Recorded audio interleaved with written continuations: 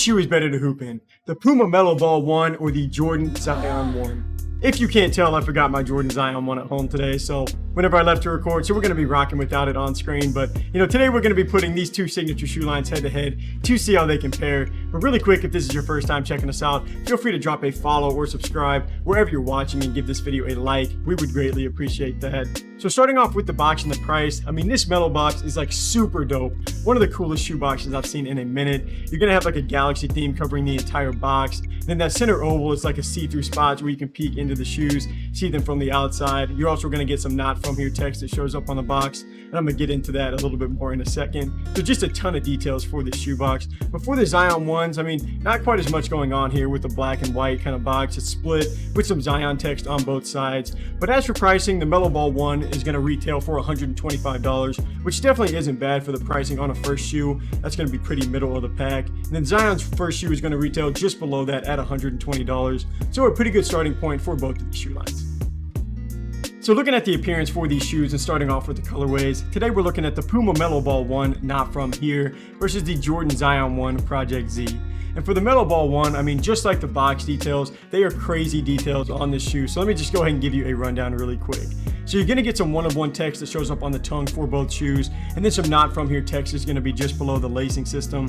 LaMelo chose to sign with Puma when he could have signed with pretty much anywhere because he wanted to work with a brand that would allow him to be authentic, because he is a pretty unique guy, especially kind of growing up in the spotlight his whole life. So we do kind of know that. But with his first shoe, he now joins Walt Frazier, Ralph Sampson, and Vince Carter to become one of only 4 people to get a signature shoe with Puma. So I think that's pretty sweet, and he did get it really fast too. It didn't take him very long, especially after winning Rookie of the Year in his first season. But for the model, these have a really cool embroidered floral look around the heel, and then just beneath that is a weave pattern kind of mixed into the midsole that does look really clean. And then just to pull out one final detail, the number 1 with the wings and the halo kind of up the lacing setup there, he actually has that same thing tatted on his chest. And then the same thing goes with that rare text on the bottom of the shoe. He has that tattooed on his arm. So just a bunch of details as far as the appearance for these. It's one of my favorite shoes on the market right now. But now switching it over to the Zion 1s. This is Zion's first signature shoe as well with Jordan Brand, and I also think these came out really clean. On the side of the upper, you're going to see a black line that kind of breaks up the colors, just from the front to the back of the shoe. And that black line is supposed to resemble a Z for his first initial, which is a pretty cool minor detail that they added. And then along the heel is going to be that same Zion text that shows up from the box. And I do like the font that they use for that too. I think it's pretty clean. And you're going to get a mismatched kind of tongue setup with the Jumpman logo on the right side of the shoe, followed by Zion's player logo on the left. Then the last piece that I'll touch on for this shoe is, Zion was really big into superheroes growing up, so the tongue kind of flares out on the side, and I guess that's meant to resemble a cape. So I just really like those small personal pieces that they put on his first shoe, and both of these do have some really sweet details. But now let's go ahead and check out how they hold up on the court. For the materials and the support, the Mellow Ball 1 shoe isn't going to get any of those premium touches like suede or anything like that, but that is because he specifically just does not like that stuff. He kind of prefers textiles on the upper. It's not super uncommon anymore either. There aren't a ton of basketball shoes putting suede or leather pieces on their line, at least not for the most part. But this is also going to be a mid-top shoe just because that's what he prefers over lows and high-top models. And Puma did go with a mono mesh upper on these that's going to keep this shoe pretty lightweight, and it's also going to have some nice ventilation for your foot. And then the support, there really isn't any added pieces on here to help, like a strap or an outrigger, but the lateral containment is still going to be solid for your foot, and it is really locked into your shoe once you have these on. I haven't had my foot slide around, no ankle slippage, anything like that. But now switching it over to the Zion 1s, I was actually a little bit surprised at how thin the upper feels for Zion's first shoe, because to be straight up, Zion, he's just a big dude, and I'm just a little bit surprised they didn't throw straps on here to reinforce the upper a little bit, anything like that. It's just mainly going to be textiles within with a suede feel to that black piece at the end of the toe box. I don't think all the Zion 1s had that. But you are going to get a noticeable outrigger on the side that almost looks like a wing just hanging off from the side of the shoe. And that is going to act as a brace to kind of keep your foot within the shoe and just give you some better balance. And I feel like that is on there specifically to keep a blowout from happening, like what Zion did to the PG 2.5s in college, which ended up leading to him getting hurt. You definitely don't want to deal with that right now. but both of these shoes are going to be pretty light to play in, give you a pretty free feel. The Puma Mellow Ball 1 is going to weigh 462 grams for a size 10.5, which is pretty standard to maybe slightly on the lighter side. The Zion 1s are way lighter than that, all the way down at 396 grams for the same size. And that is great for me, but for Zion, I just don't really know. We never actually got to even see him play in the Zion 1 because, sadly he has been hurt. But still, it's going to be two pretty light models overall. Definitely not heavy at least.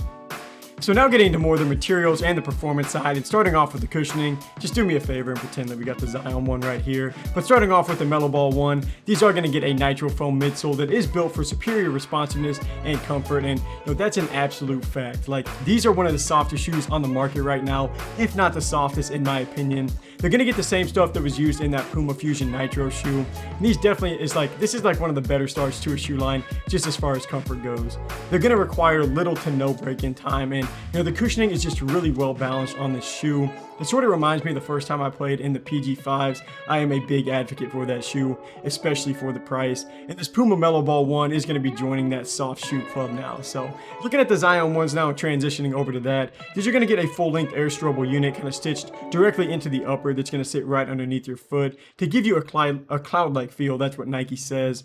Then you have an energy returning Zoom Air unit also stacked under the forefoot to add an extra burst of responsiveness. And these do have a nice and springy feel. Like, it doesn't really feel like there's a weakness in the heel for this shoe, even with most of the cushioning kind of being focused in the front portion of it. But both of these shoes did have a really good start to their line for this cushioning section. I wouldn't say the Zion 1s are quite at the level of the Mellow Ball 1 for cushioning, but they definitely aren't lacking either. So to finish off with traction, this is another shining spot on the Mellow Ball 1. These have Puma's non-slip rubber compound that is adequately named. You get a pretty random traction pattern, but I have to say this is probably the best performing random traction pattern of all time. This is a super sticky shoe, just like the Puma Nitro was, but the support is way better on these. The support struggled on that Nitro model. But dusty court, clean court, wet court, these shoes are gonna hold up amazing. I'm just playing about the wet court though. No shoe actually does well under those conditions. But everywhere indoors, this shoe has you covered, and it's a pretty durable outsole with some thicker grooves. So using them outdoors would definitely work too.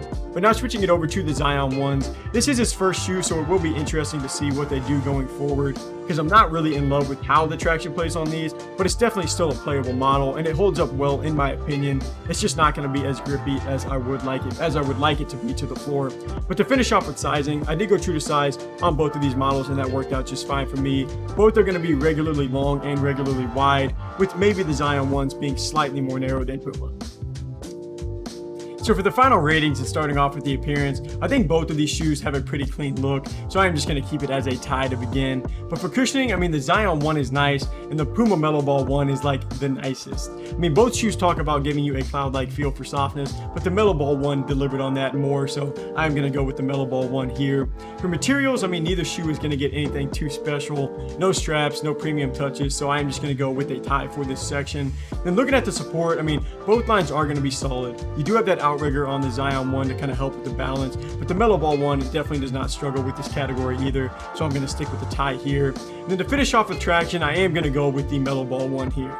And the Zion 1 isn't bad, but it's just not even on the same plane as the LaMelo Ball line right now, so that is going to lead to me going with the Puma Mellow Ball 1 as the better shoe to hoop in. And full disclosure, I'm pretty sure that the Mellow Ball 1 is like my favorite shoe to hoop in for performance and maybe even appearance right now.